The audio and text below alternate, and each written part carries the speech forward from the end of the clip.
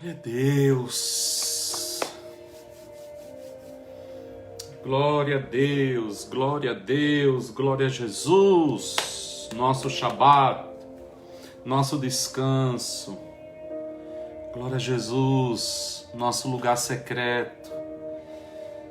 Aleluia.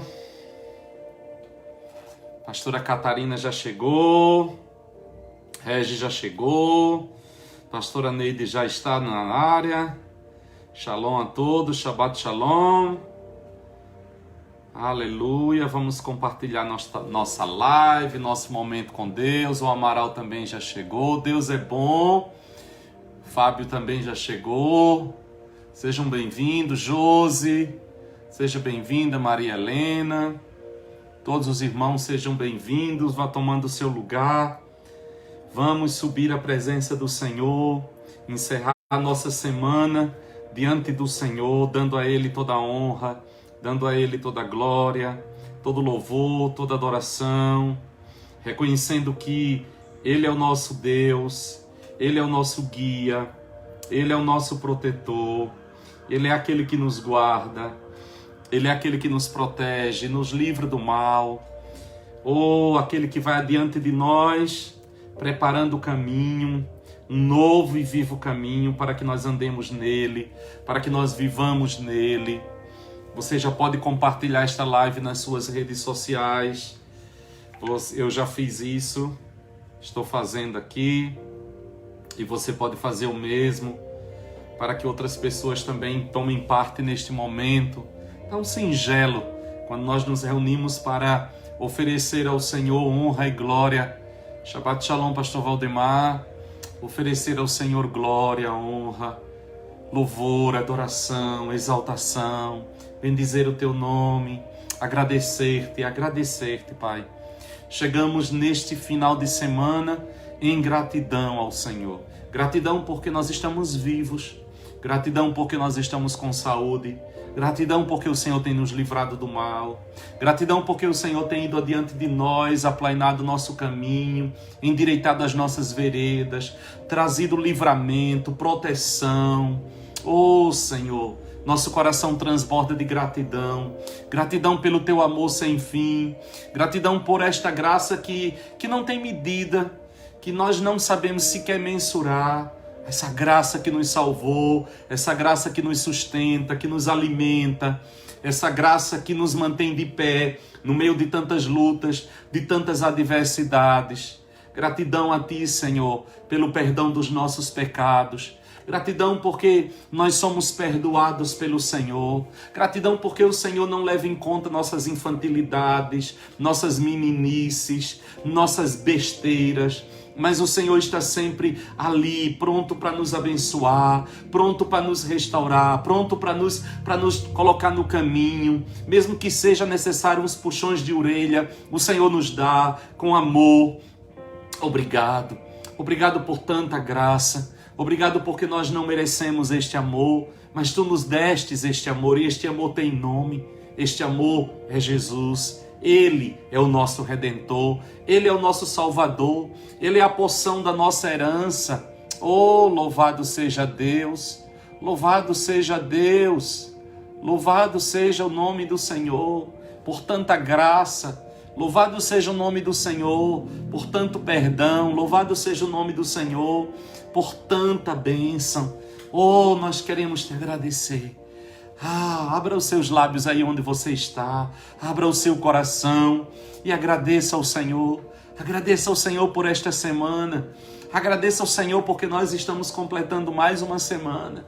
Agradeça ao Senhor porque você tem saúde. Agradeça ao Senhor porque você tem uma casa, tem um trabalho, tem uma família, tem uma igreja. Oh, Senhor, obrigado. Obrigado, meu Deus, obrigado. Obrigado, Senhor, por tudo que Tu tens feito. Obrigado, meu Deus, pelo Teu amor infinito. Eu Te agradeço. Eu Te agradeço por preservar a vida. Preservares a vida. Oh, Senhor, obrigado. Obrigado, meu Deus. Obrigado por tantas bênçãos. Obrigado, Senhor, por tanta proteção. Obrigado, Senhor, por tanto zelo. Obrigado, Senhor, por tanto cuidado. Obrigado porque Tu tens feito muito mais do que nós pedimos ou pensamos, pelo teu poder que opera em nós e através de nós. Obrigado. Somos gratos a ti, Senhor. Somos eternamente gratos ao Senhor por tanto amor, por tanto amor. Chegamos nesta hora na sala do trono, neste Shabat, para dizer obrigado. Obrigado, obrigado, obrigado, obrigado, obrigado. Obrigado, Senhor. Obrigado, Senhor, pela bênção na vida da irmã, da pastora Jacira, que já está no quarto de hospital, se recuperando. Obrigado porque tu ouvistes a nossa oração. Obrigado pela vida dos médicos que cuidaram dela. Obrigado, meu Deus, muito obrigado. Obrigado, Senhor. Nós nos unimos à tua serva para agradecer. Nós nos unimos ao Fábio para agradecer. Nós nos unimos, ó Deus, a todos aqueles que chegam, como aquele leproso samaritano, volta para agradecer. Nós estamos aqui hoje, Senhor, e chegamos na Tua presença trazendo uma oferta de gratidão, Senhor. A nossa adoração começa com uma oferta de gratidão, Senhor. Obrigado por tanto amor, obrigado por tanto cuidado, obrigado porque as nossas orações não ficam retidas no segundo céu, mas elas sobem diante do Teu trono, e tu do Teu trono de glória tem despachado anjos para nos livrar do mal. Tu tens dado ordem aos Teus anjos para nos guardar, para nos proteger. Tu tens enviado palavras de bênção, tu tens enviado palavras de cura, tu tens enviado palavras de restauração. Obrigado, Senhor. Muito obrigado. Obrigado, Senhor, pelos livramentos que nós temos consciência, mas também por aqueles que nós sequer temos consciência, que os nossos olhos não viram, que os nossos ouvidos não ouviram, que nós não percebemos, mas eles aconteceram.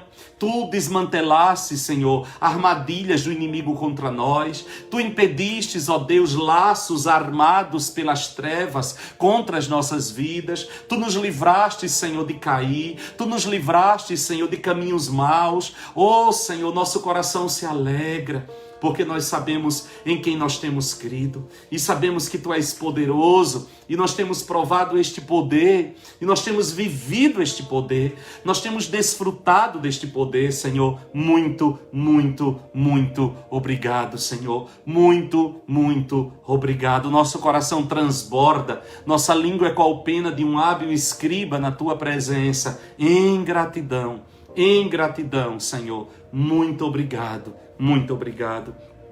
Eu queria que você abrisse a sua Bíblia no livro dos Hebreus, no capítulo 4. É uma carta, meio livro, meio carta, né? E todas as vezes que nós chegamos no Shabat, este texto de Hebreus 4, ele vem ao meu coração como um alerta, né? Um alerta de olhar para Israel. Hoje é um dia muito importante no calendário judaico, né? Hoje é Rosh Hashanah, cabeça de ano, né? É o ano novo judaico. Israel tem dois calendários, um calendário religioso e o outro calendário civil. Hoje é o primeiro, a virada do ano, começa o ano novo judaico civil. O religioso é na Páscoa, mas este é o ano civil, né, que está começando. E infelizmente Israel está em lockdown. Está tudo fechado, voltou um segundo lockdown pelo avanço do número de pessoas infectadas pelo coronavírus. Mas todas as vezes que chega um Shabat, não tem como nós não lembrarmos de Israel. E hoje, de maneira especial, como eu falei, por ser Rosh Hashanah. E ao lembrar de Israel, lembrar uma coisa que eu sempre defino, né? Nadar, nadar, nadar e morrer na praia. Desde Abraão, que Deus traz uma promessa de que Ele traria o Messias, Ele traria o Salvador a Israel. E a Bíblia diz que Ele veio para os seus, mas os seus não o receberam. Os seus não conseguiram identificar que ali estava o Shalom, ali estava o Shabat, ali estava o descanso de Deus, ali estava a paz que Israel precisava, ali estava tudo o que Israel necessitava, tornado carne. Como diz João, o Verbo se fez carne e habitou entre nós, e nós vimos a sua glória. A glória como do unigênito do Pai, cheio de graça e de verdade. Israel que guardou a lei, que é uma sombra do que havia de vir, quando aquele que havia de vir chegou, não conseguiu enxergar que ali estava o Salvador. Eles esperavam um Messias político, eles esperavam um Messias que os libertasse do Império Romano e trouxesse autonomia ao Estado de Israel. E apareceu um carpinteiro da Galileia, um homem simples, de mãos calejadas, falando a pescadores, agricultores, um homem de dores, experimentado no trabalho.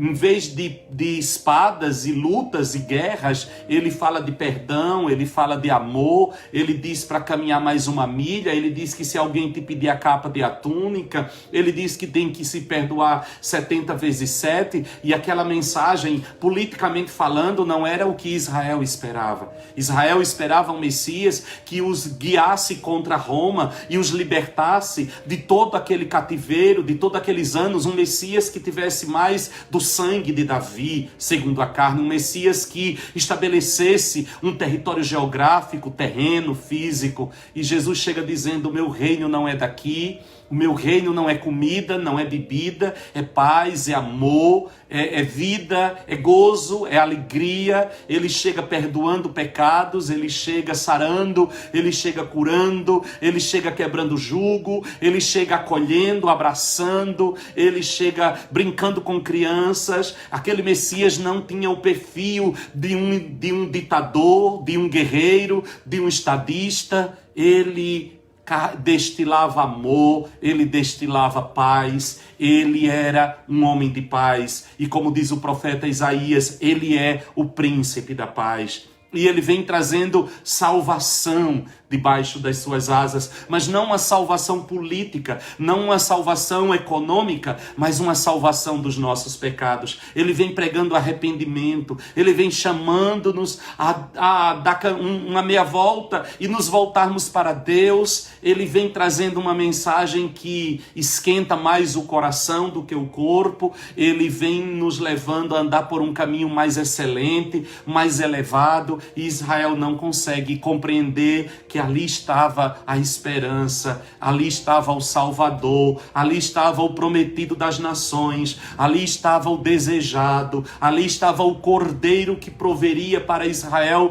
todas as coisas. Ali estava o próprio Deus encarnado, andando pelas ruas empoeiradas da Galileia, fazendo o bem. Ele não veio para lançar fora o pavio que ainda fumega, nem a cana rachada, mas ele veio para curar, ele veio para restaurar. O Espírito de Yahvé estava sobre ele, pelo que Yahvé o ungiu, para proclamar libertação aos cativos, o ano aceitável da graça do Senhor, abrir os olhos aos cegos, libertar das prisões os prisioneiros. Ele estava ali para perdoar os pecados, ele estava ali para levar de volta um povo ao aprisco do Deus Todo-Poderoso e revelar o coração de Deus o Pai, que a todos acolhe, que a todos abraça, que a todos chama para perto de si. Esse é o nosso Salvador, esse é o nosso Senhor, esse é o Jesus prometido. Veio para os seus, mas os seus não os receberam. Mas ele não perdeu a viagem.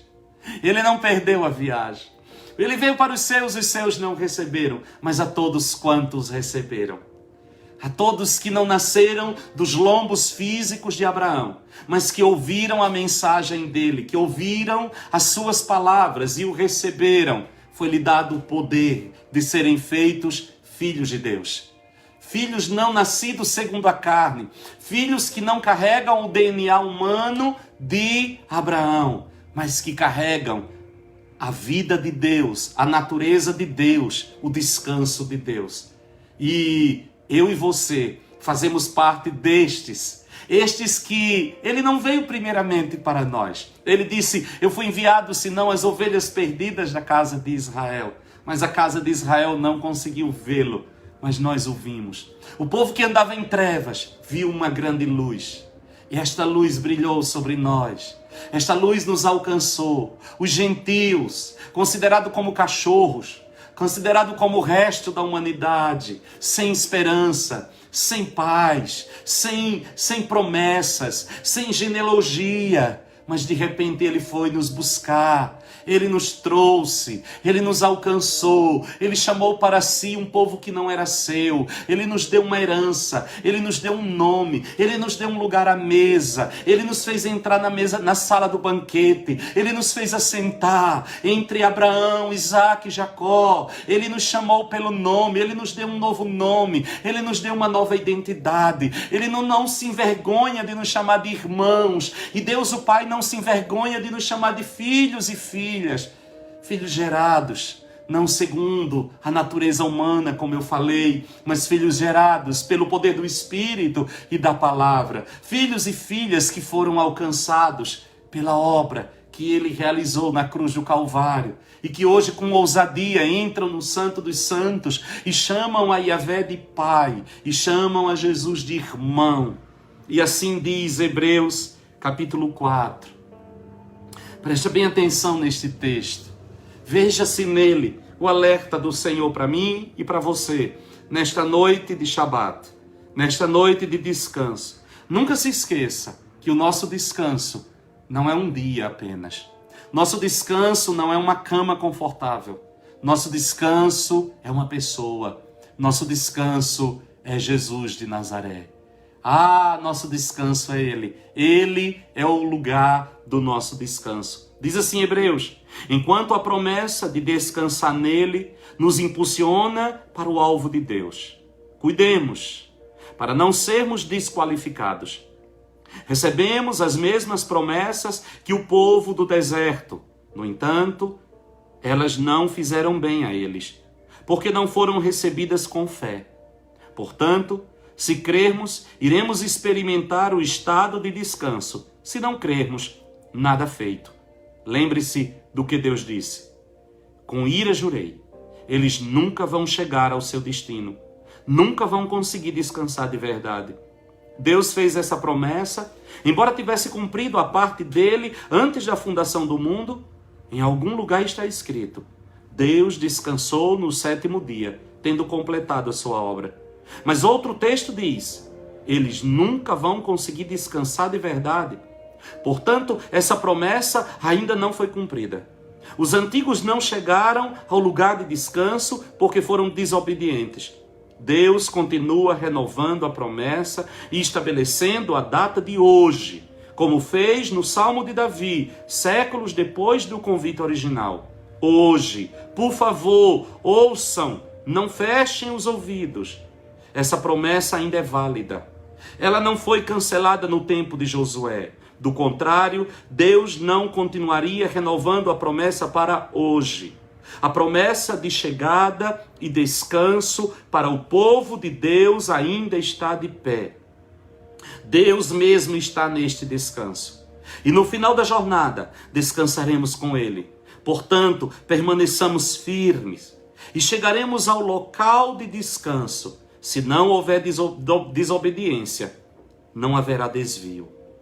Tudo que Deus diz é sério. O que Ele diz, acontece. Sua poderosa palavra é aguda como o bisturi e capaz de cortar tudo, seja dúvida, seja desculpa, mantendo-nos abertos para ouvir e obedecer. Nada nem ninguém está fora do alcance da palavra de Deus. Não se pode fugir dela, não há como. Agora que já sabemos o que temos, Jesus, esse grande sacerdote principal, com acesso imediato a Deus, não podemos perdê-lo jamais. Não temos um sacerdote que não conhece nossa realidade. Ele experimentou fraquezas e provações e experimentou tudo, menos o pecado. Portanto, vamos andar direito e receber o que Ele tem para nos dar. Recebam a misericórdia, aceitem a ajuda. Aleluia! Agora que já sabemos o que temos, Jesus. Agora que já sabemos o que temos, Jesus, não podemos perdê-lo jamais. Aleluia! Que coisa gloriosa! Que coisa gloriosa! É hora de te adorar, Senhor. É hora de te exaltar. É hora de te bendizer. É hora de proclamar a tua grandeza, tuas maravilhas. Já sabemos o que temos. Temos a Ti, Jesus. Temos a Ti, Jesus. Temos a Ti, grande Cordeiro, nosso descanso, nosso Shabat, nosso lugar de descanso. És Tu, Jesus. És Tu, Jesus. És Tu, Jesus. Aleluia. Glórias a Deus. Glórias a Deus. Glórias a Deus. Exalte a Ele. Você tem a Ele. Você tem todas as coisas. Suba, venha. Vamos adorá-lo. Vamos cantar a Ele. Esta é a hora. Este é o lugar. É hoje. Vem. Esta é a hora da adoração. Vem dar a Ele teu coração. Vem, assim como estás para adorar. Vem, assim como estás diante do Pai. Vem, toda língua confessará o Senhor, todo joelho se dobrará, mas aquele que a ti escolher um tesouro maior terá. Vem, esta é a hora da adoração. Vem, dar a Ele teu coração. Vem, assim como estás para adorar. Vem, assim como estás diante do Pai. Vem, toda língua confessará o Senhor, todo joelho se dobrará, mas aquele que a ti escolher um tesouro maior terá.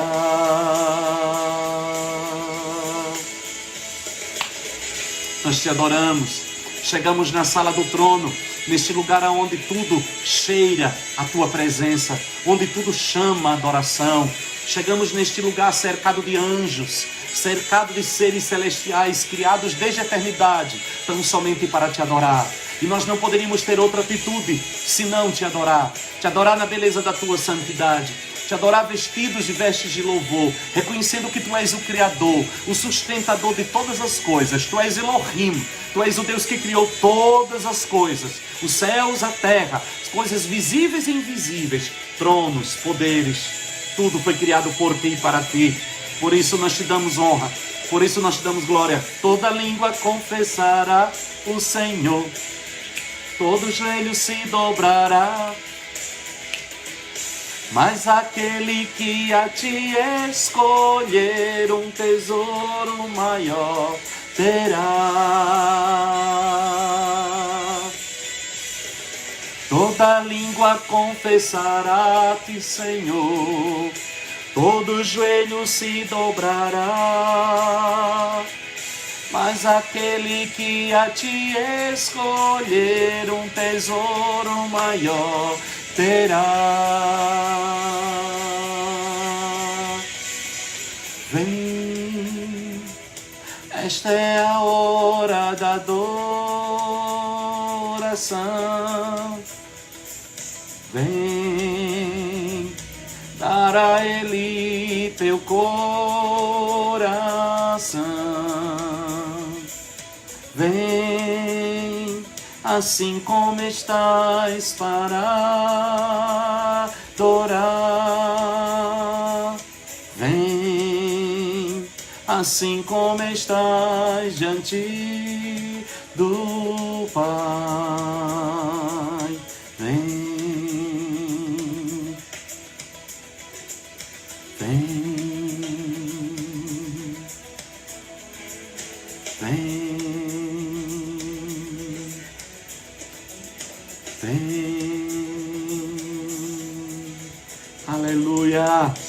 Nós chegamos para te adorar, nós chegamos para te exaltar, nós chegamos para bendizer o teu nome, Senhor, para dizer, tu és o nosso descanso, tu és o nosso lugar de descanso. Nós olhamos para ti, Senhor, e reconhecemos que tudo que existe veio existir segundo a tua ordem, por um decreto teu, por causa da tua palavra. Nós olhamos para ti e dizemos, tu és Elohim, tu és o Deus Criador, tu és o Criador de todas as coisas, e todas as coisas existem para o louvor da tua glória. E nós somos teus, por direito de criação, porque tu nos formastes do pó da terra e soprastes em nós o teu fôlego de vida. É bem verdade que nós pecamos e nos distanciamos de ti, mas tu não desistisses de nós, como gerentes da tua criação. Tu executastes um plano extraordinário, um plano de redenção, e nos comprastes por alto preço, o preço da vida do teu unigênito Filho na cruz do Calvário oferecido em nosso lugar. Tu nos compraste. E hoje nós podemos dizer que nós somos teus duplamente. Somos teus por direito de criação, somos teus por direito de redenção. Tu nos criastes e nos comprastes, somos teus duplamente. E chegamos para dizer, louvado e engrandecido seja o teu nome. Louvado e engrandecido seja o teu nome, porque nós somos o teu povo e ovelhas do teu pasto. Louvado e engrandecido seja o teu nome, porque mesmo que tenhamos andado desgarrados, distantes da tua presença e da tua palavra, nós ouvimos a tua voz, não endurecemos o nosso coração, mas nos abrimos a tua palavra, nos abrimos e abrimos o nosso coração à tua voz e fomos atraídos pela tua mão invisível, e hoje nós fazemos parte do reino do Filho do teu amor. Nele nós temos redenção e perdão para os nossos pecados. E enquanto nós peregrinamos nesta terra, olhando firmemente para Jesus, o autor e consumador da nossa fé, nós guardamos no nosso coração a certeza de que brevemente Ele voltará para nos buscar. Ele virá para nos levar para junto dele. Sim, Ele virá para quebrar de uma vez por todas o jugo opressor de Satanás e para devolver todas as coisas a ti, ó Deus e Pai, legítimo dono de tudo. E como um memorial desta propriedade, tu estabelecestes este dia, o 7º dia, o teu dia, apontando para um tempo em que tudo que é teu voltará para as tuas mãos. Não há palavras que possa descrever a imensidão de gratidão que brota dentro de nós ao olharmos para tudo isso e saber, há um dono, e este dono é o nosso Deus e Pai. Embora Satanás tenha o controle de tantas coisas, porque tem controlado tantas mentes e tantos corações de homens que tu colocastes como gerentes da criação, esta autoridade é temporal, este domínio é temporal. Brevemente, tudo isso voltará para as tuas mãos definitivamente. Enquanto este dia não chega, nós continuaremos a nossa peregrinação nesta terra como teus canais, como tua igreja, declarando dia após dia, semana após semana, tu és o Senhor do 7º dia, tu és o Senhor do Shabat, tu és o Deus da criação, tu és Elohim. Tudo isso é teu. Satanás é ladrão, Satanás é usurpador, Satanás é mentiroso, é enganador, mas tu és o legítimo dono e Senhor de todas as coisas. Enquanto caminhamos, aguardamos a volta gloriosa do nosso bendito Senhor e Salvador Jesus Cristo. Ele que foi nos preparar um lugar, mas voltará. Sim, Ele voltará, brevemente Ele voltará e nos reunirá juntamente com Ele. E nós seremos para sempre o teu povo, e tu serás para sempre o nosso Deus. E não haverá mais morte, não haverá mais dor, não haverá mais lágrima, porque as coisas velhas já passaram e eis que tudo se fez novo. E tu farás um novo céu e uma nova terra. E tu, Senhor, serás o nosso guia para sempre. Louvado e engrandecido seja o teu nome por este memorial da criação. Louvado e engrandecido seja o teu nome por este dia de Shabat. Nós, como tua igreja, dizemos, este é o teu dia, Senhor. Tu és o Senhor do 7º dia. Tu és o Senhor do sábado. Tu és o nosso sábado. Tu és o nosso descanso. A ti a honra, a ti a glória, a ti o louvor, a ti a adoração. Para todo o sempre. Amém, amém e amém. Amém, meus amados. Glórias a Deus. Oh, maravilha. Como é bom poder chegar aqui a cada sábado. Como é bom poder chegar para adorar ao Senhor, para exaltar o seu nome, para nos reunir e dizer que tudo isso aqui tem dono. E este dono é o nosso Deus e Pai, o Senhor Jesus de Nazaré. E hoje nós vamos continuar o nosso discipulado nesta atmosfera de adoração, não é? Tudo fica tão mais fácil. E nós vamos continuar hoje ministrando a palavra do Senhor, e hoje nós iremos falar sobre perdão. Nós iremos estudar um pouco sobre perdão. Mas deixa-me logo dizer uma coisa de cara para você. Eu não quero falar, não será no princípio, pode ser que em uma outra ocasião eu até entre nesta direção, a respeito do perdão que nós oferecemos às outras pessoas, uns aos outros. Mas eu quero falar do perdão de Deus para conosco. Eu quero que nós pensemos um pouco a respeito do perdão de Deus para conosco. Viver uma vida de perdão, absolver o perdão de Deus para conosco. Amém? Então, tome a sua água, sente-se aí, pegue a sua Bíblia, convide outras pessoas, se você ainda não convidou, compartilhe esta live para que outras pessoas possam chegar e serem discipuladas na palavra. E para iniciarmos, antes de nós... Para nós iniciarmos, eu queria que você abrisse a sua Bíblia no livro do profeta Isaías, no capítulo 59. Isaías capítulo 59. Deus nos chama para viver uma vida na dimensão do perdão que Ele tem para conosco. E há duas coisas que eu queria... tem tanta informação que às vezes chega a dar uma embaralhada aqui. Nós precisamos entender... para nós podermos entender a questão do perdão na nossa vida, nós precisamos entender o pecado, né? Então assim, a Bíblia diz, aqui em Isaías capítulo 59, ele diz assim: certamente a mão do Senhor não está encolhida para que não possa salvar, nem surdo o seu ouvido para que não possa ouvir. Ou seja, Deus é o mesmo ontem, hoje e o será eternamente. A mão do Senhor não está encolhida para que não possa salvar. O ouvido do Senhor não está surdo para que não possa nos ouvir. Então qual é o problema? O que atrapalha a minha vida? Por que eu não vivo numa vida de plenitude naquilo que Deus me promete na sua palavra, que iria me dar, que iria me trazer, aquilo que... Por que tantas vezes eu me sinto tão aquém das promessas de Deus para a minha vida? O que atrapalha a minha vida com Deus? O que impede que eu seja abençoado pelo Senhor? Olha o versículo 2, o que diz? Mas as vossas iniquidades fazem divisão entre vós e o vosso Deus. E os vossos pecados encobrem o seu rosto de vós, para que não vos ouça. O que o profeta está dizendo? O problema não está em Deus. O problema não está nos ouvidos do Senhor, o problema não está na mão do Senhor para que não possa nos abençoar. O problema está com duas coisas que ele vai trazer aqui: iniquidade e pecados. Qual a diferença que existe entre iniquidade e pecados? Iniquidade são pecados que já se incorporaram na nossa vida e fazem parte dos nossos valores. Eles já estão institucionalizados. Isso é uma iniquidade. Então, o pecado que virou um hábito, virou um vício, virou um comportamento. Isso é uma iniquidade.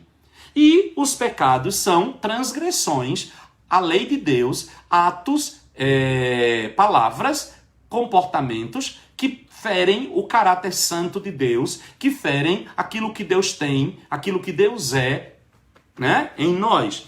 E o que a Bíblia está dizendo? Que essas duas coisas, iniquidades e pecados, constroem uma barreira entre nós e Deus. Não é Deus que não está querendo nos abençoar, mas as bênçãos de Deus na nossa vida, elas começam a ficar retidas por causa dos nossos pecados. Aí você deve estar perguntando, tá, e agora o que eu vou fazer diante de uma situação como essa? Louvado seja Deus, porque nós temos uma provisão. Nós temos uma provisão, e esta provisão chama-se perdão. Perdão. Eu estava pensando hoje, né, antes de entrar nessa ministração, e eu quero falar esse final de semana sobre perdão, de maneira que, com certeza, nós não conseguiremos falar tudo hoje, mas nós continuaremos amanhã, então você não pode perder o nosso culto amanhã, porque nós iremos dar continuidade a esta mensagem. Eu não quero deixar uma semana para falar deste tema, porque eu sei que ele é altamente relevante, então eu quero começar hoje e ir até amanhã, pausadamente para que você possa compreender algumas coisas que são essenciais para que você possa viver uma vida debaixo do perdão de Deus. Viver o perdão de Deus. Viver esta vida de perdão. Viver em perdão. Como é que eu vivo em perdão? Né? Viver no dia a dia essa realidade de um Deus que me perdoa, de um Deus que remove a iniquidade, de um Deus que remove as minhas transgressões. Pois bem, a primeira coisa que você tem que saber definir é a separação entre pecado e pecados. Certo?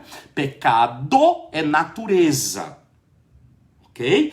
Eu nasci em pecado. E em pecado me concebeu a minha mãe. Jesus é o Cordeiro de Deus que tira o pecado do mundo. O que é isso? Singular, natureza. Quando eu me encontrei com Jesus Cristo, quando eu aceitei Jesus como Senhor e Salvador da minha vida, Ele lidou com o meu pecado. Ali, a lei do pecado e da morte não tem mais domínio sobre mim, mas a lei do Espírito e da vida. Isso é a minha natureza. O estado no qual eu fui gerado, o estado no qual eu vim a este mundo, pecador. Por que eu sou definido como um pecador? Porque a minha natureza é uma natureza de pecado. E aqui vale a gente ressaltar uma coisa. Você não vai encontrar em nenhum momento nenhum dos apóstolos se referindo, ou o próprio Jesus, nas cartas que ele envia às igrejas de Apocalipse, se referindo à igreja como uma igreja de pecadores. Sim, nós nascemos em pecado, mas nós fomos redimidos pelo Senhor, gerados outra vez. A igreja de Jesus é uma igreja de santos. Sim, você é um santo do Senhor.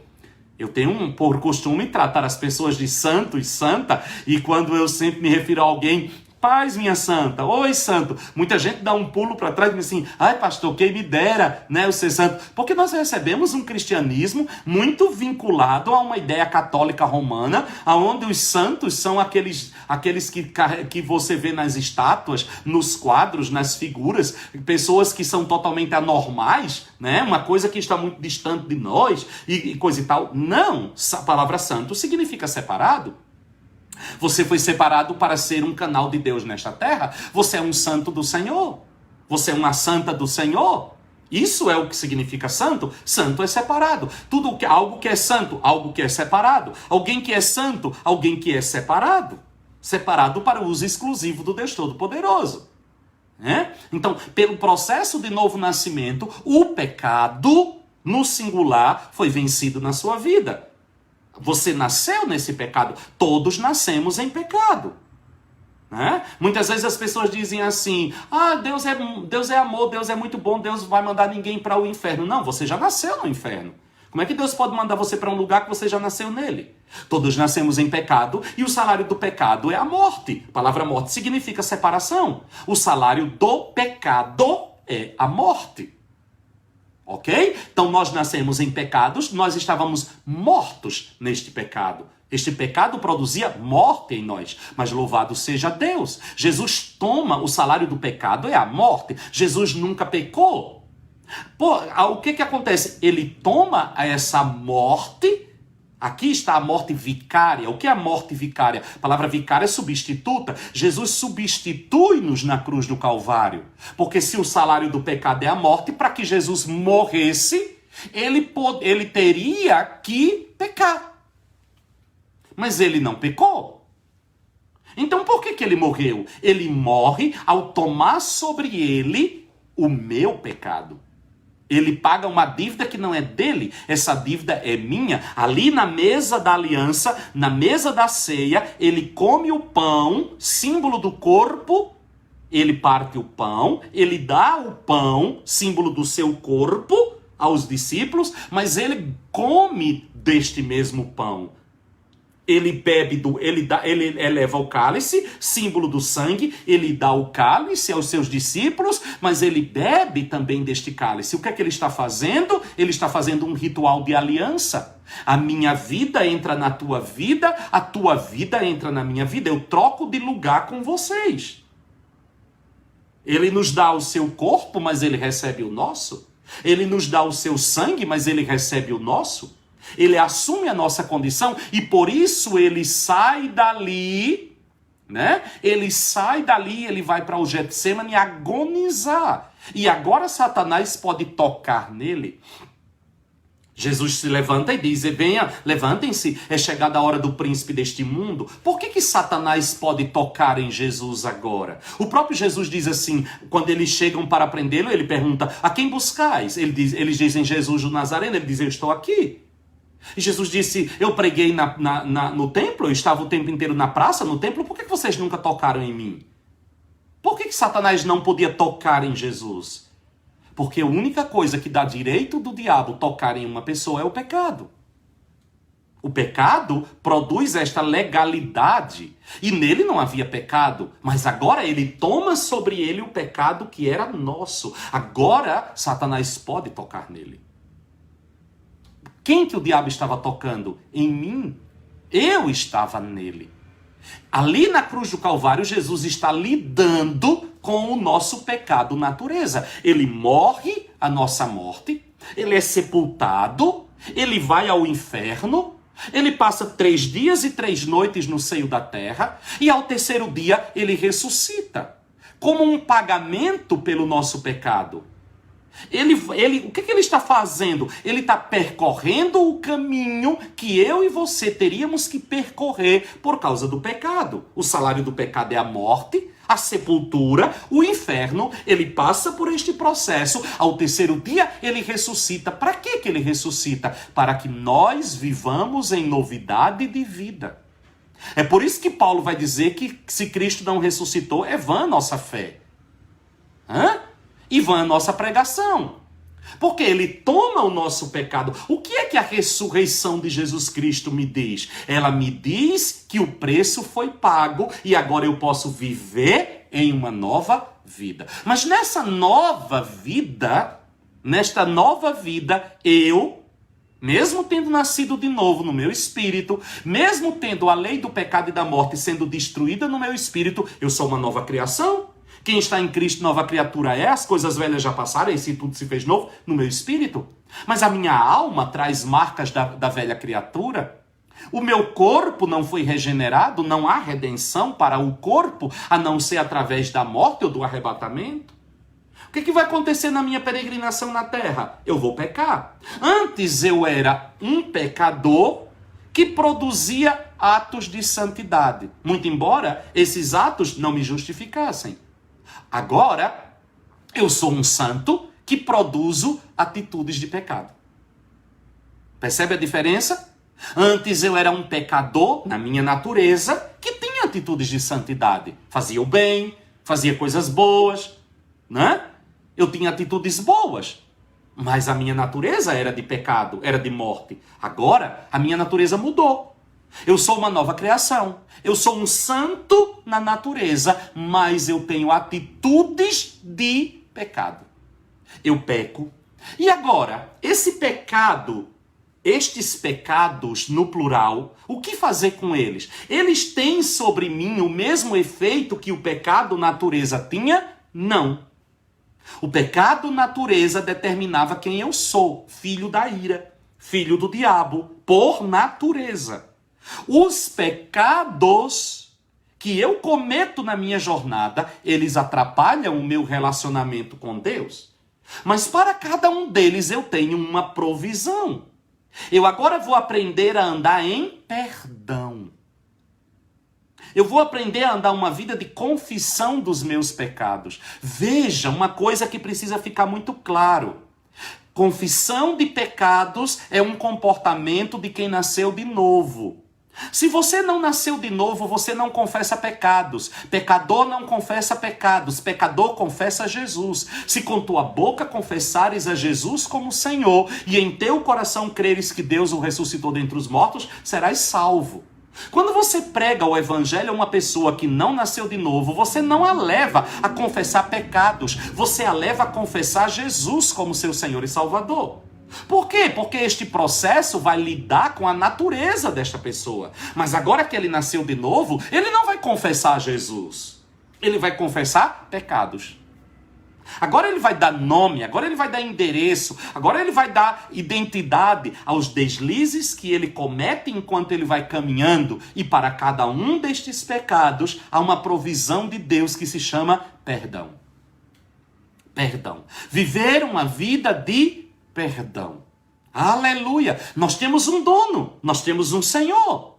Ele é o Senhor da nossa vida. Nós ferimos a sua santidade ao pecar. Nós machucamos o coração do Senhor ao pecar. Nós vamos ao nosso Senhor e lhe pedimos perdão. E o que é que ele vai fazer? Ele vai perdoar os nossos pecados. Quando você se encontrou com Jesus Cristo, ele perdoou a tua condição. Quando você se encontrou com Jesus Cristo, ele mudou o estado no qual você nasceu. Ele lidou com a tua natureza. Já imaginou se você tivesse que contar todos os teus pecados um por um? Desde o dia que você nasceu até o dia em que você se encontrou com Cristo, misericórdia. Você ia passar a vida inteira e não quer terminar de contar. Até porque tudo em você era pecado. Você era filho do pecado. Mas agora você zerou. Você começou uma nova vida, você começou uma nova história. Você é uma nova criação. As coisas velhas já passaram. Eis que tudo se fez novo. A partir de agora, se você cometer um deslize, se a partir de agora, se você transgredir, você vai ao Senhor. Olha o que diz a primeira carta de João no capítulo 1. Desculpem. 1 de João, capítulo 1. 1 de João, capítulo 1, no versículo 9. Olha a orientação do apóstolo João. 1 de João, capítulo 1, no versículo 9. Ele diz assim, olha. Aquele que diz que está nele também deve andar como ele andou, diz o capítulo 2, versículo 9. Mas eu quero ir para o capítulo 1.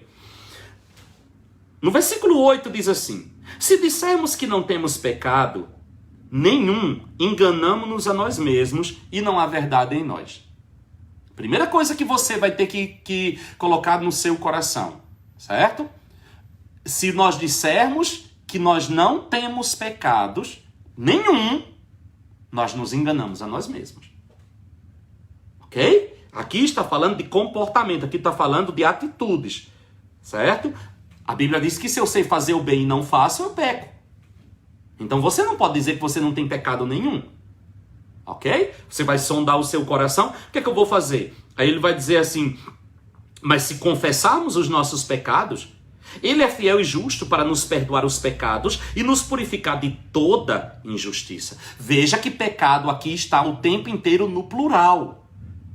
Não é pecado. Jesus é o Cordeiro de Deus que tira o pecado, natureza. Mas agora ele está dizendo, se confessarmos os nossos pecados. Como é que eu confesso meus pecados? Também você não vai chegar diante de Deus, ai Senhor, perdoa a minha multidão de pecados. Eu costumo dizer que tem gente que vai dormir, aí antes de dormir faz uma oração, Deus, perdoa a minha multidão de pecados. Misericórdia, né? Uma multidão de pecados. Enfim, aí dorme, né? Aí quando é de manhã acorda e vai orar, ai Senhor, perdoa a minha multidão de pecados. Misericórdia, meu irmão. O que é que você passou a fazer na noite? Você pediu perdão de uma multidão de pecado antes de dormir. Foi dormir e acordou, já tinha outra multidão de pecado? Que pecado é esse? Isso não é confissão, isso é chavão. Isso não é confessar. O que é confessar? É chegar diante de Deus e dizer, Senhor, tal dia, tal hora, em tal lugar, eu fiz tal coisa que contraria a tua palavra. Eu menti. Aquilo que eu falei de fulano não deveria ter falado. Aquela atitude minha está errada. Isso é confessar. Concordar com Deus de que aquilo que você fez está fora do padrão que ele tem para a sua vida. Não vale esse negócio dessa confissão doida e evasiva sem sentido nenhum. Ai, Senhor, me perdoa os meus pecados. Não. Deus vai olhar e dizer assim, aonde? Quando? Como? Com quem? Por quê? Confissão de pecado de nome. Veja a diferença. No dia que você aceitou Jesus, você foi lá, fez uma oração. Senhor, eu confesso que eu sou pecador. Perdoa-me. Escreve o meu nome no livro da vida. Você confessou a Jesus como aquele que pagou o preço pela tua vida. Agora você mudou de nome. Mas agora, no teu dia a dia, você vai confessar os seus pecados. Você vai dar nome a estes pecados. Você vai dizer ao Senhor onde está esse pecado, né? E ele diz assim, ele é fiel e justo para nos perdoar os pecados. e nos purificar de toda injustiça.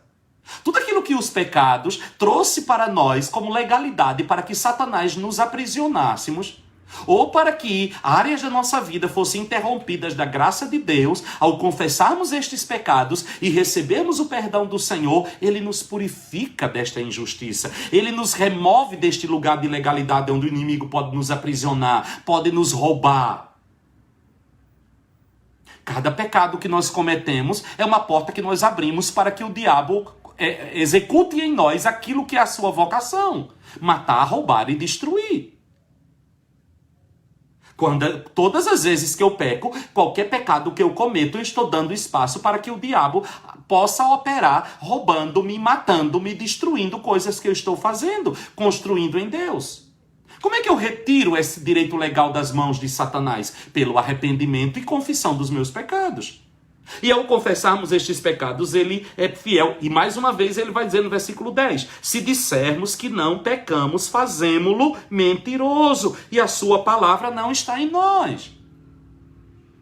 No versículo 8 ele diz que se nós dissermos que não temos pecado, nós estamos nos enganando. Ai, eu sou santo, santo, santo. Não, eu não tenho pecado. Ei, não se engane. Não se engane. Peça que o Espírito Santo venha sondar o seu coração. Peça que o Espírito Santo venha trazer luz ao seu coração. Confesse o seu pecado, para se sentir culpado, condenado, não, para receber o perdão. E ao receber o perdão do Senhor na sua vida, você quebra toda a legalidade que o diabo tem sobre você. Não fique guardando pecado. Às vezes tem gente que chega para mim assim, pastor, é porque em 1915 eu falei mal de fulano. E o que você está fazendo com esse pecado com você até agora? Você não guarda nem dinheiro, vai guardar pecado. Ou então você vai a Deus, faz uma confissão, confessa seu pecado. Aí amanhã você está de novo confessando aquele pecado. Aí depois você está confessando. Meu irmão, pecado confessado é pecado perdoado. Pecado perdoado é pecado esquecido. Você não paga uma dívida 2, 3 vezes. Ao confessar os nossos pecados, Ele é fiel e justo para nos perdoar os nossos pecados e nos purificar de toda injustiça. Não fique trazendo várias vezes a mesma coisa que você já confessou a Deus. Isso não tem sentido algum. Isso mostra que você não acreditou no perdão que você recebeu. A palavra de Deus diz que se você confessar os seus pecados, Ele é fiel e justo para perdoar os pecados. Ué, você confessou? Deus te perdoou? Esqueça. Viva o perdão. Desfrute o perdão. Desfrute o relacionamento restaurado com o Senhor. Viva na nova dimensão do que Deus está te dizendo. E não permita que o diabo traga culpa sobre você. Você não pode carregar culpa do seu coração por um pecado que, do ponto de vista de Deus, não existe mais. Quando Davi pecou e foi confrontado pelo profeta, Davi deixa claro uma coisa: pequei contra ti e contra ti somente. O meu pecado feriu a santidade de Deus. O mais ofendido com o meu pecado foi Deus. Pois bem, eu fui a Deus e confessei o meu pecado. E Ele me garante na sua palavra que se eu confessar o pecado, Ele me perdoa. Eu confessei, Ele me perdoou. Se Ele me perdoou, por que eu vou agora ficar relembrando isso? Ou ficar guardando culpa? Culpa do quê? Culpa do quê? Culpa de quem? Porque eu feri a santidade de Deus. Ele não considera mais isso. A Bíblia diz que como o Oriente está distante do Ocidente, assim estão os teus pecados distante dele. Ele lança no mais profundo do mar. Então para que você vai ficar remoendo isso? Eu estou sofrendo porque eu feri o João. Mas o João olha assim, a mim não, você não feriu em nada. Mas eu feri, João. Eu feri você. João, não, você não feriu. Eu feri. Você não me feriu. Eu nem lembro disso, isso não me feriu. Pois bem, você fica lá, Senhor, porque eu ontem, porque o mês passado, porque o ano passado, e Deus diz assim, nem lembro disso.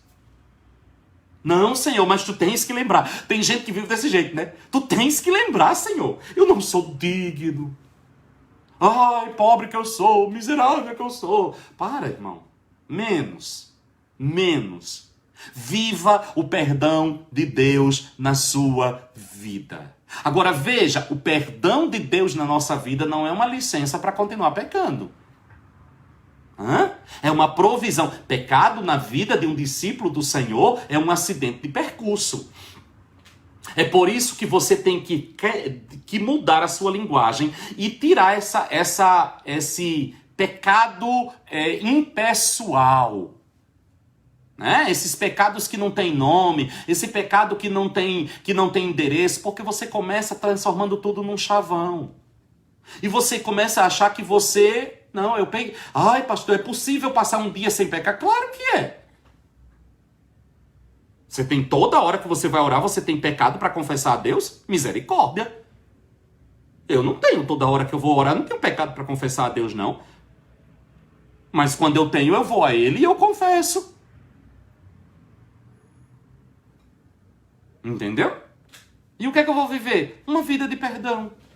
E eu queria lançar essa base hoje. Aprenda a viver uma vida de perdão. Aprenda a desfrutar o perdão de Deus na sua vida. Aprenda a desfrutar que Deus em Cristo tem prazer em nos perdoar. Isso é essencial no nosso relacionamento com o nosso Salvador. Eu preciso ter na minha vida a prática do arrependimento, da confissão dos meus pecados e o recebimento do perdão de Deus na minha vida. Isso é essencial. Eu não posso viver essa vida, uma vida cristã. Eu não vou cair na ilusão de achar que eu não vou pecar. Sim, eu peco. E aí, o que é que eu vou fazer? Eu tenho um recurso para me restaurar, um recurso para prosseguir, um recurso para destruir qualquer empecilho que se criou no meu relacionamento com o meu Deus. E não tem culpa. Na vida de um cristão não há lugar para a culpa. O que é a culpa? A consciência pesada diante do olhar daquele a quem eu feri. O grande problema, irmãos, da culpa é que ela é alimentada pelo nosso orgulho. Deus nos perdoa, mas nós temos dificuldade de nos perdoar. Porque nós estabelecemos para nós mesmos um padrão muito alto. Reconhecer que nós somos passíveis de errar, reconhecer que nós somos passíveis de pecar, mexe com o nosso orgulho. E aqui é que se encontra o grande problema. Mas eu não vou entrar por aqui, uma outra hora eu entro neste ponto. Qual é a dificuldade que eu tenho de me perdoar? Qual a dificuldade que eu tenho de conviver comigo mesmo, debaixo da consciência de que eu sou passível de errar? Que problema tem? Você já percebeu que a Bíblia trata os pecados dos homens e mulheres de Deus sem nenhum tipo de problema? Você já percebeu que Deus... Você pode pensar assim, puxa vida, como é que Deus pode ter... Às vezes, as pessoas me perguntam muito assim, pastor, Deus sabia que Adão iria pecar? Sabia. Claro que sabia. Mesmo assim Deus o formou? Sim. Por quê? Porque Deus não tem nenhum problema de lidar com perdão na nossa vida.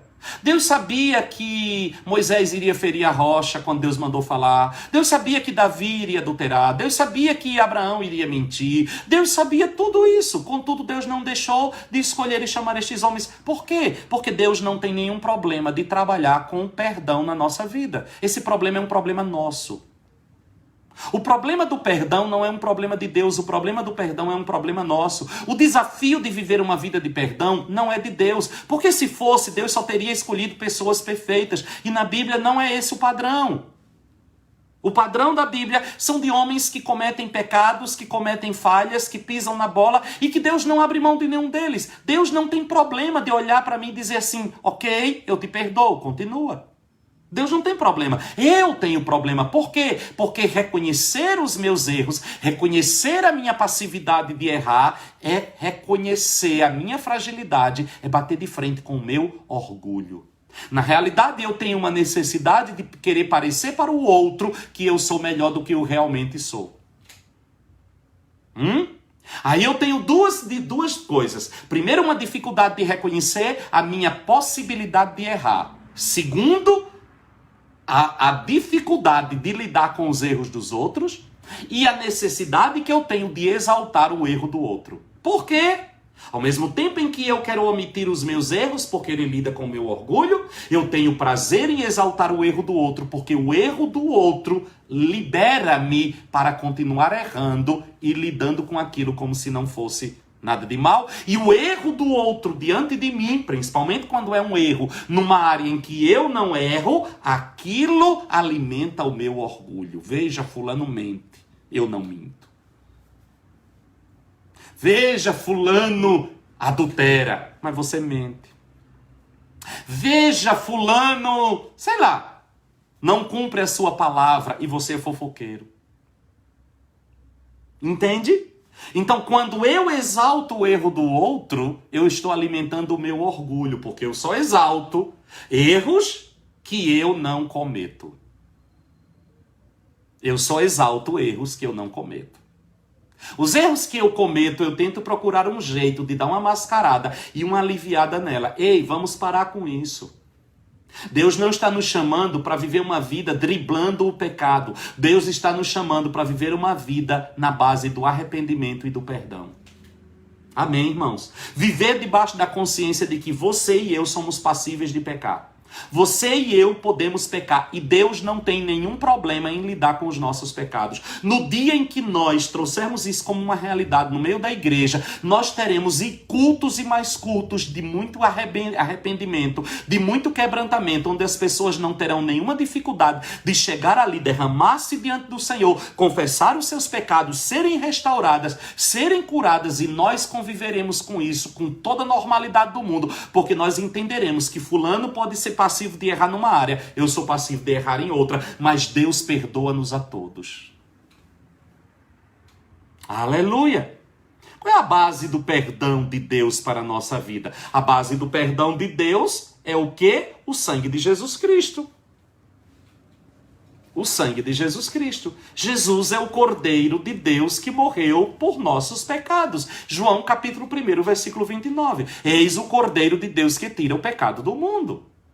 Jesus é a provisão de Deus para mudar a minha natureza, e Jesus é a provisão de Deus para lidar com as minhas quedas, com os meus tropeços durante a minha caminhada. A base do perdão é o sangue de Jesus Cristo. Se confessarmos os nossos pecados, Ele é fiel e justo para nos perdoar os pecados, e o sangue de Jesus Cristo, seu Filho, nos purifica de todo o pecado. A base é o sangue. O perdão se alcança através do sacrifício do Cordeiro de Deus. O que é o Cordeiro de Deus? O Cordeiro era alguém é ótimo, né? O Cordeiro era um animal que substituía o homem no seu pecado. Eu pequei. O salário do pecado é a morte. Para que eu não morresse, eu pegava um cordeiro, impunha as minhas mãos sobre este cordeiro, transferindo o meu pecado para ele, e este cordeiro morria. Era sacrificado. Este sangue inocente, um sangue de um animal inocente era derramado para me substituir no meu pecado. Isso sempre foi assim. Quando você vai para o Antigo Testamento, né, nós podemos ver no Antigo Testamento, em Êxodo capítulo 12, né, você vai ver a instituição da Páscoa, né, em Êxodo capítulo 12, você pode ler depois do versículo 1 até o 14, né, quando cada família tomava um cordeiro e esse cordeiro era sacrificado. O que é aquilo? O cordeiro, aquele animal que estava sendo morto, ele iria substituir aquela família no seu pecado. Em Levítico capítulo 16, desde sempre, nós poderíamos ir até um pouco antes, em Gênesis, quando o homem peca e tenta cobrir a sua nudez com folhas de figueira, a Bíblia diz que Deus provê vestes de um animal, Deus sacrifica um animal para tirar a pele e com essa pele fazer vestes para cobrir a nudez do homem. Um animal substitui este homem. Em Levítico capítulo 16, no versículo 2 diz assim: disse o Senhor a Moisés, dize a Arão teu irmão, que não entre no santíssimo lugar a qualquer hora, além do véu, diante do propiciatório que está na arca, para que não morra, porque eu apareço na nuvem sobre o propiciatório. Deste modo, Arão entrará no santuário com um novilho para oferta pelo pecado e um cordeiro para o holocausto. Deus vai dar a Moisés uma orientação. Diz a Arão que não se atreva a entrar no santuário porque eu estou ali. De cara limpa? Jamais. Como é que ele vai entrar? Com um novilho, né? Olha aqui que ele vai dizer, com um novilho para oferta pelo pecado e um carneiro para o holocausto. Animais inocentes que substituiriam o sumo sacerdote e todo Israel antes de entrar na presença do Senhor. Qual era a base? Agora esse homem podia entrar diante de Deus. Por quê? Porque o sangue foi derramado. Se o sangue foi derramado, aquele sangue derramado cobriu o pecado. Cobriu o pecado do homem. Agora veja que coisa extraordinária. Veja que coisa extraordinária. Jesus Cristo não é um cordeiro que vem para cobrir o pecado. É interessante que no Antigo Testamento Deus mandou fazer um santuário, né? Para que ele habitasse no meio do povo. E ali tinha uma arca, onde Deus descia na tampa daquela arca, onde tinham 2 querubins. E de lá Deus falava com Israel. E o nome daquela tampa era propiciatório. A palavra propiciatório significa cobertura. O sangue deste animal era depositado sobre esta tampa da cobertura, mostrando que aquele sangue, ele cobria o pecado do homem por um tempo. Mas Jesus Cristo não é o cordeiro que cobre o nosso pecado. Jesus Cristo é o cordeiro que tira o pecado. Jesus destrói o pecado. Jesus lida com o pecado na sua origem. A lei do pecado e da morte já não tem mais domínio sobre nós. Aleluia! Mas a lei do Espírito e da vida, por quê? Porque ele pagou o preço do pecado, ele não cobriu o pecado. Por isso que o sacrifício de Jesus não pode ser repetido. O sacrifício de Jesus foi de uma vez por todas. O pecado não tem mais poder sobre nós. Talvez você esteja dizendo assim, tá, pastor, mas se o pecado não tem poder sobre nós, então como que o pecado vai mandar alguém para o inferno? Quem lhe disse que o pecado vai mandar alguém para o inferno? Ninguém irá para o inferno por causa do pecado. O problema do pecado foi resolvido. Por que alguém irá para o inferno? Homens irão para o inferno por rejeitar o preço que foi pago pelo pecado. Mas não por causa do pecado. Se eu disser que fulano foi para o inferno por causa do seu pecado, eu estou dizendo que não há solução para o pecado? Não. A Bíblia diz que nós seremos condenados se rejeitarmos o Filho de Deus. Quem tem o Filho tem a vida, quem não tem o Filho não tem a vida. Por quê? Porque o Filho de Deus pagou o preço do pecado. Um morreu por todos. Por quem Jesus morreu? Por todos. Então todos estão salvos? Não. Somos livres para escolher se queremos ou não o preço que ele pagou pelo pecado de toda a humanidade. Por toda a criação, ele venceu o pecado na sua origem. E cabe a mim o quê? Crer nesta oferta, receber esta oferta, dizer sim a esta oferta. Logo que eu faço isso, este preço que foi pago me é imputado, me é trazido, me é colocado. Ele pagou o preço pelo pecado de toda a humanidade. Eu acredito que o maior desespero do inferno será os homens que lá chegarem descobrirem, ao chegar naquele lugar de tormento, a Bíblia diz onde há choro e ranger de dentes, e ao chegar naquele lugar e descobrir que eles não precisariam estar ali. Por quê? Eles não estão ali pelos erros que cometeram. Eles estão ali pelo erro que cometeram. Qual é o erro que eles cometeram? Não crer no Filho unigênito de Deus. A Bíblia diz que o juízo é este. Não creram no Filho unigênito de Deus. A condenação é esta. Não creram no Filho unigênito de Deus. Não são seus comportamentos. Já pensou você chegar lá no inferno? Tomara que essa experiência você nunca tenha.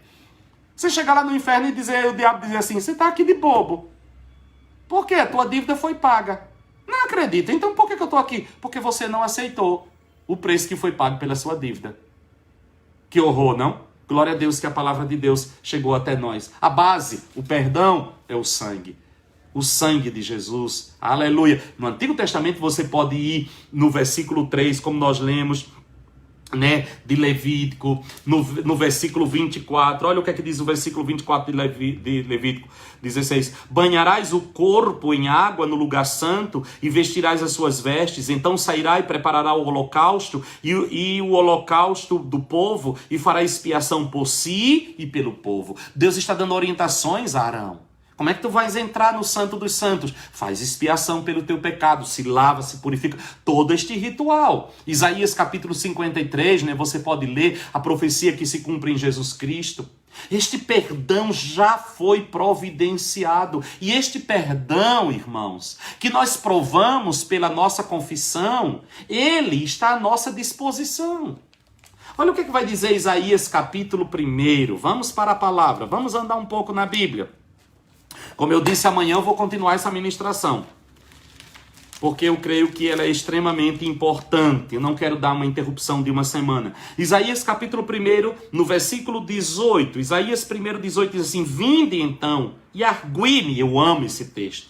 Diz o Senhor: ainda que os vossos pecados sejam como a escarlata, eles se tornarão brancos como a neve. Ainda que sejam vermelhos como o carmesim, se tornarão como a branca lã. Venham ter uma conversa comigo. É isso que o Senhor está dizendo. Venham ter uma conversa comigo. Mesmo que os vossos pecados sejam como a escarlata, mesmo que sejam vermelhos como o carmesim, eu os tornarei branco como a lã.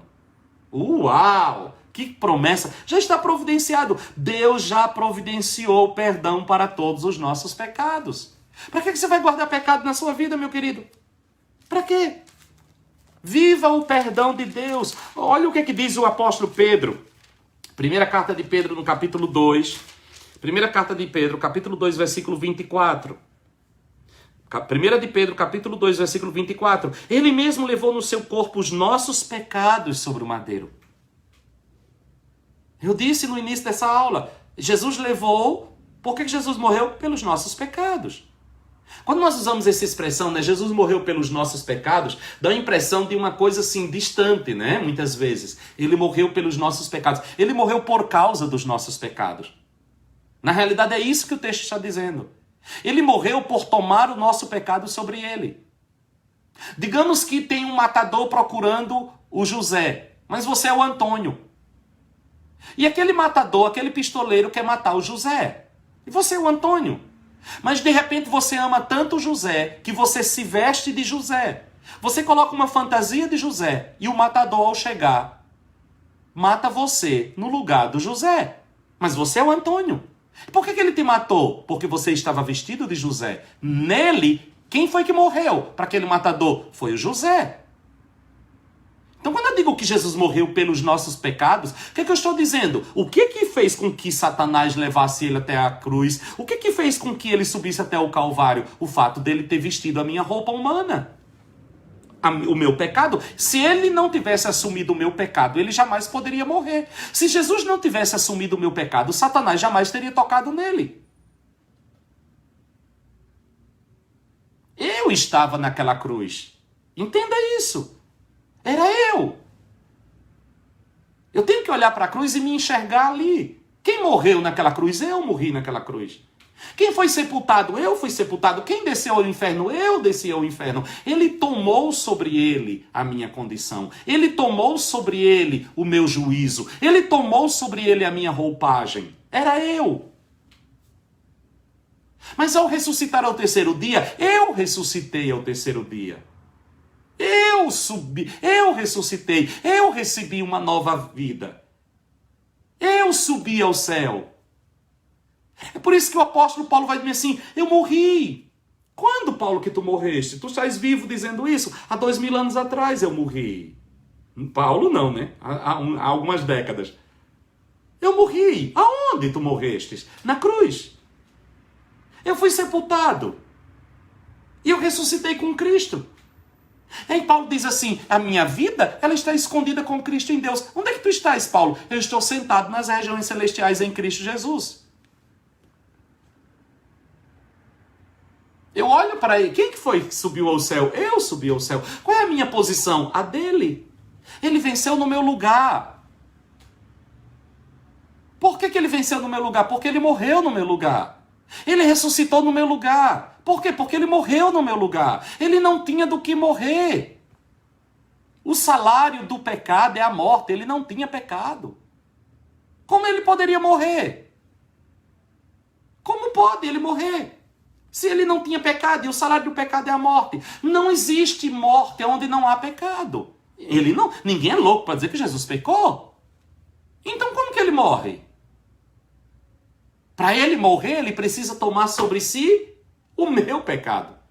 Para ele morrer, ele precisa assumir a minha condição. Senão ele se tornaria imortal. Se Jesus não tivesse tomado o meu pecado, ele estaria até hoje lá em Israel, velhinho de cabelo branco.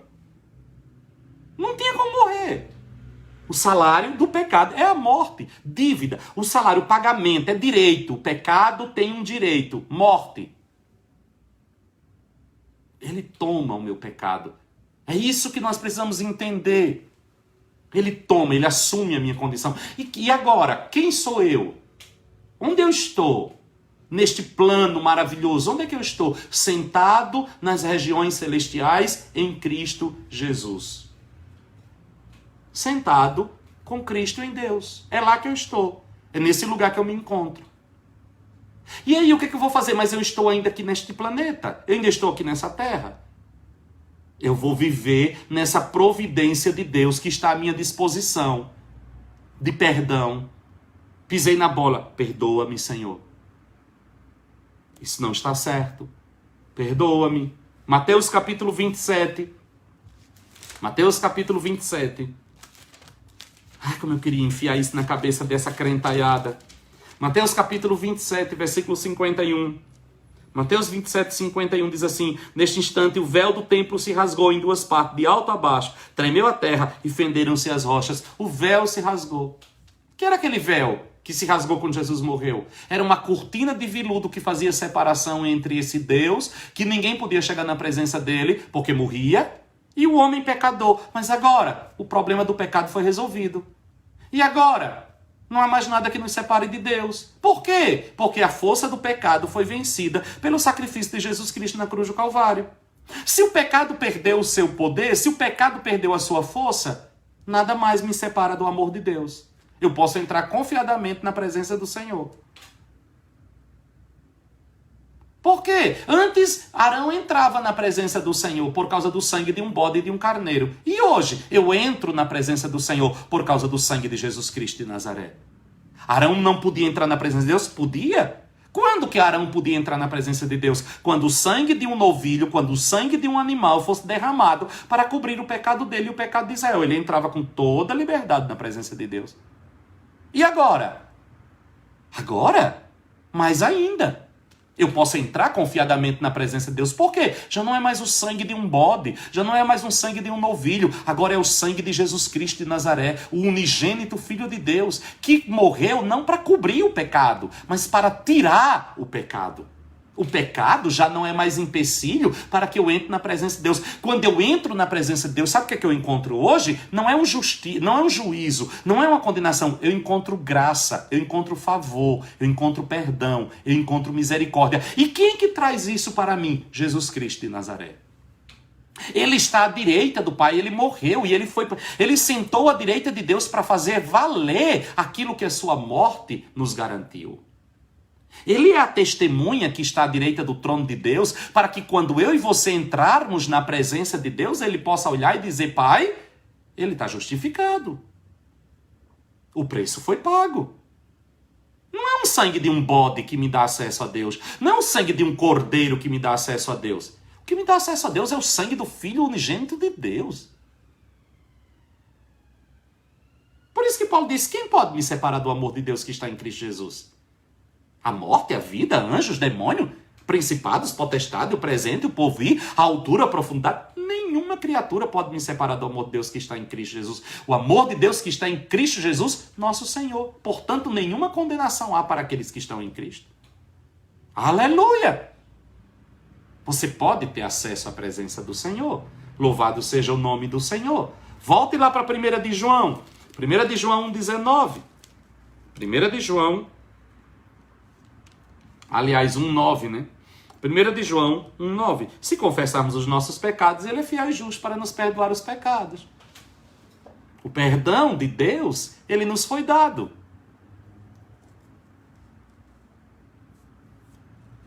O perdão de Deus nos foi dado.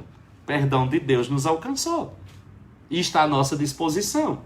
O perdão é pleno, irmãos, e perfeito. O que é que Deus me perdoa? Até quando Deus me perdoa? Como Deus me perdoa? Esse perdão é pleno e perfeito. Não há meio caminho no perdão de Deus. Aleluia! Cristo foi sacrificado de uma vez por todas, fazendo diante de Deus completo pagamento pelo pecado dos homens. O perdão de Deus é pleno, o perdão de Deus é perfeito. Glórias sejam dadas ao nome do Senhor. Vá lá para Hebreus, esse texto é fantástico. Marque este texto na sua Bíblia. Hebreus capítulo 9. Hebreus capítulo 9, versículo 26. Quando fala deste perdão pleno e perfeito. Eu vou ainda começar um pouquinho antes. Versículo 23 diz assim: era necessário, portanto, que as figuras das coisas que estão no céu se purificassem com tais sacrifícios.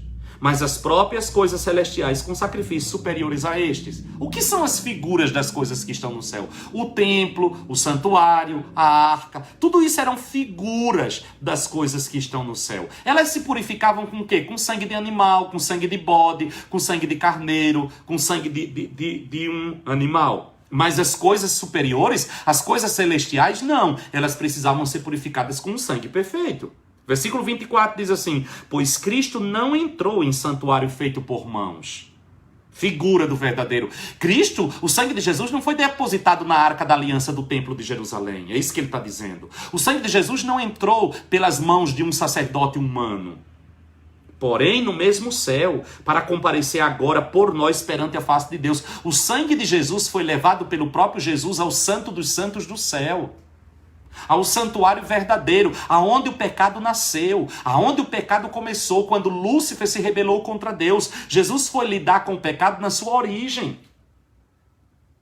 Versículo 25 diz: nem também entrou para se oferecer a si mesmo muitas vezes, como o sumo sacerdote, de ano em ano, no Santo dos Santos, com sangue alheio. Todos os anos, o sangue do sacrifício em Israel precisava ser repetido. Por quê? Porque aquele sangue só tinha validade de um ano. Ele cobria o pecado, ele não tirava o pecado, ele cobria. Mas o sangue de Jesus não. Olha o que é que vai dizer, versículo 26. De outra forma, necessário lhe fora padecer muitas vezes, desde a fundação do mundo. Mas agora, na consumação dos séculos, uma vez por todas se manifestou. Quantas vezes? Uma vez por todas se manifestou. Para quê? Para aniquilar o pecado pelo sacrifício de si mesmo. Aniquilar o pecado, destruir o pecado. Não é para cobrir o pecado. O sangue dos animais sacrificados em Israel cobriam. O sangue de Jesus aniquilou o pecado, destruiu o pecado, venceu o pecado. Quantas vezes ele sacrificou? Uma vez para sempre. Aleluia! Versículo 27 diz assim: e como aos homens está ordenado morrer uma única vez, vindo depois disso o juízo, assim também Cristo, oferecendo uma só vez, para levar os pecados de muitos, aparecerá segunda vez sem pecado aos que esperam para a salvação. Ele se ofereceu uma única vez, por todas. Hebreus capítulo 10 ainda, versículo 10. Hebreus 10, 10. Nesta verdade, nesta vontade, aliás, é que temos sido santificados pela oferta do corpo de Jesus Cristo, feita uma vez por todas. Uma vez por todas. A oferta de Jesus Cristo é perfeita, a oferta de Jesus Cristo é plena, a oferta de Jesus Cristo é total, não tem repetição, não tem mais o que ser feito. Versículo 14 do capítulo 10, olha o que é que diz o versículo 14. Porque com uma só oferta aperfeiçoou para sempre os que estão sendo santificados. Onde é que ele me aperfeiçoou? No meu espírito. Para quando? Até quando? Para sempre. Quem que ele aperfeiçoou? Os que estão sendo santificados. Quem são esses que estão sendo santificados? Eu e você. Ele nos aperfeiçoou para sempre. Para sempre, para sempre. Aleluia. Versículo 17. E jamais me lembrarei dos seus pecados e das suas iniquidades. E maravilha. Versículo 18. Ora, onde há remissão destes, não há mais oferta pelo pecado. Foi perdoado? Foi perdoado. Confessou? Pediu perdão? Está perdoado. Precisa sacrificar outra vez? Não. Por quê? Porque a oferta de Jesus foi de uma vez por todas. Que coisa gloriosa. Mas nós vamos ficando por aqui, porque eu vou entrar logo mais numa outra live no Instagram com o grupo Opposite Way para falar sobre depressão, suicídio e tudo mais. Eu quero te convidar a vir conosco participar desta live com o Opposite Way. E amanhã, não perca o nosso culto às 7 horas da noite, horário da Inglaterra, 3 horas da tarde, horário do Brasil. Nós continuaremos do ponto que nós paramos hoje, estudando a respeito do perdão e esta vida de perdão. Pai, nós te louvamos, nós te engrandecemos, nós te exaltamos por tua fidelidade, pelo teu amor, por tua graça sem fim. Obrigado, Senhor, por esta oferta perfeita. A oferta de Jesus Cristo no nosso lugar na cruz do Calvário, que nos dá acesso a uma vida de perdão, a uma vida plena no teu perdão, Senhor. Ajuda-nos, ensina-nos a viver esta realidade dia após dia, para a glória do teu nome. Em nome de Jesus. Amém, amém e amém. Deus te abençoe, Deus te guarde, Deus te proteja. Viva o perdão de Deus todos os dias da tua vida, em nome de Jesus Cristo. Um grande abraço, fiquem com Deus. Shabbat Shalom.